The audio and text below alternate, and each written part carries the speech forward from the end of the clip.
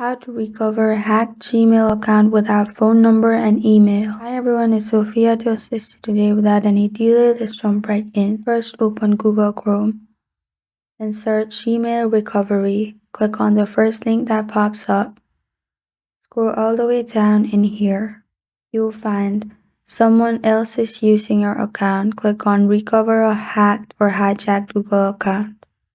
Then you'll find this kind of screen pop up. Scroll all the way down. First, step 1 is sign into your Google account if you have access to it, or simply click on if you can't sign in, account recovery page.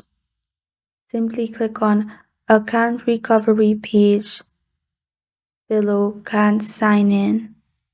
After clicking on that, you'll find this kind of screen pop up as your email. Then click on next. After clicking on next, you will find this kind of screen pop up.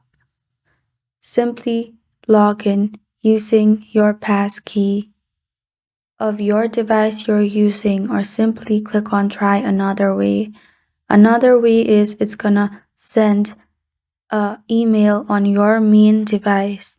Simply click on yes, it's me on your main device, and you'll find this kind of screen pop up. Click on update password or simply continue.